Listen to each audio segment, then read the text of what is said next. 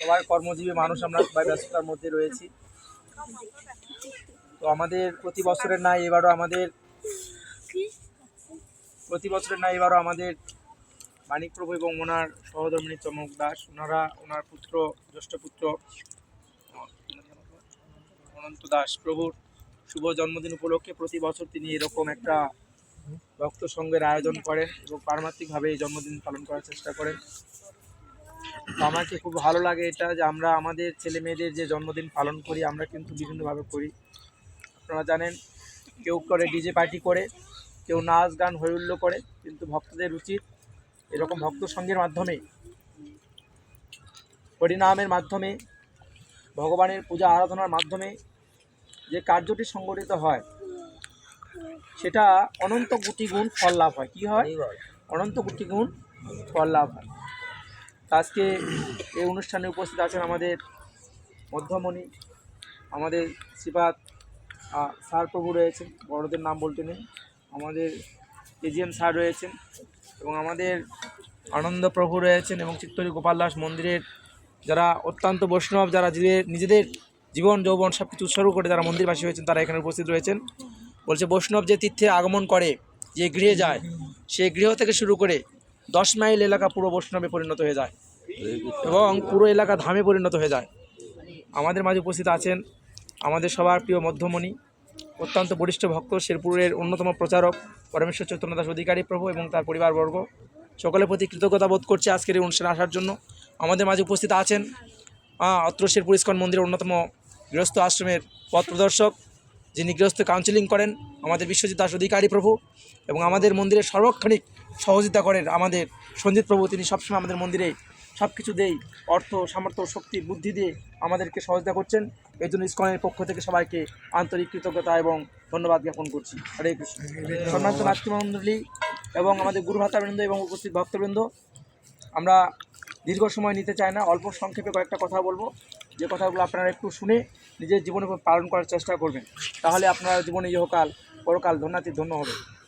আমরা জানি যে আমরা অনেক সাধু সঙ্গ করি, বৈষ্ণব সঙ্গ করি, ভক্ত সঙ্গ করি, কিন্তু এইসবের উদ্দেশ্য কি? উদ্দেশ্য একটাই, ভগবানের চরণ প্রাপ্তি হওয়া। উদ্দেশ্য কি? ভগবানের চরণ প্রাপ্তি হওয়া, ভগবানকে লাভ করা। নাকি অন্য কোনো উদ্দেশ্য আছে? আছে না। আমাদের একটাই উদ্দেশ্য, ভগবানের চরণ প্রাপ্তি হওয়া, ভগবানকে লাভ করা এবং ভগবানের গুণকীর্তন করা। এই জন্যই কিন্তু এই মনুষ্য জন্মটা। আমরা দেখেন, প্রভু অনেক মূল্যবান কথা বলেছেন, আমাদের স্যার বলেছেন, মাঘ মাসের কথা বলেছেন, কার্তিক মাসের কথা বলেছেন, বৈশাখ মাসের কথা বলেছেন, অনেক কথা তিনি বলেছেন। তার কথাগুলো আমি খুব মন দিয়ে শুনেছিলাম, শুধু ভক্তবৃন্দ, খুব ভালো লেগেছে। তো আমরা প্রভু অনেক একটা উদাহরণ দিয়েছেন যে মানুষের জীবনটা অত্যন্ত দুর্লভ। আমরা 84 লক্ষ জীবন যদি পেয়ে তারপরে মানব জীবন পেয়েছি। আমাদের মানব জীবনের উদ্দেশ্যটা কি, এটা আমাদের বুঝতে হবে। এটা আমরা সবাই জানি। আমরা মনে করি আমাদের এই মানব জীবনের উদ্দেশ্য খাওয়া দাওয়া, নাচ গান করা, আনন্দ ফুর্তি করা, এটাই। কিন্তু প্রকৃতপক্ষে এটা আমাদের উদ্দেশ্য নয়, এটা আমাদের উদ্দেশ্য নয়। তাহলে আমাদের উদ্দেশ্য কি, আসল উদ্দেশ্য কি, সেটা আমাদেরকে বুঝতে হবে। এখন শাস্ত্রে বলছে, ভাগবতম শাস্ত্রে বলছে, জলে পোকামাকড় আছে 9 লক্ষ। কত লক্ষ? 9 লক্ষ। জলে পোকামাকড় আছে 9 লক্ষ। 9 লক্ষ জলচর প্রাণী, 10 লক্ষ প্রজাতির কি পাখি, পাখি পাখি 11 লক্ষ কীট। ছোটোবেলা আমরা খেলাধুলা করতাম, পাখি ওড়ে, চিল ওড়ে, এরকম আমরা কিন্তু একসময় এরকম পাখি হয়েছি। 9 লক্ষ জলচর প্রাণী হয়েছি, 11 লক্ষ কীট হয়েছি, 20 লক্ষ প্রজাতির আমরা পশু হয়েছি, 20 লক্ষ প্রজাতির পশু। গাছপালা, কখনো আমের গাছ, কখনো বট গাছ, কখনো আপেলের গাছ, কখনো কমলার গাছ, কত গাছ হয়েছি না জানি, ঠিক নাই। আবার 30 লক্ষ পশু, কখনো বাঘ, কখনো ভয়ঙ্কর প্রাণী, কখনো অজগর সাপ, কত কি। এই সবের মধ্যে যখন আমরা এই মনুষ্য জন্মটা পেলাম, এটা অত্যন্ত ভাগ্য। যেমন আপনারা এখানে এই শহরে অনেক লোক বাস করে। কত লোক বাস করে?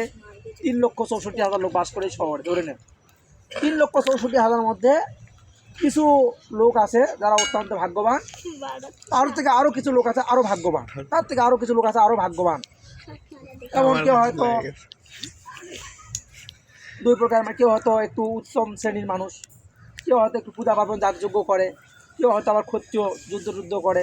এইরকম স্তর আছে। কি আছে? এইরকম স্তর ভেদ কি আছে? স্তর আছে।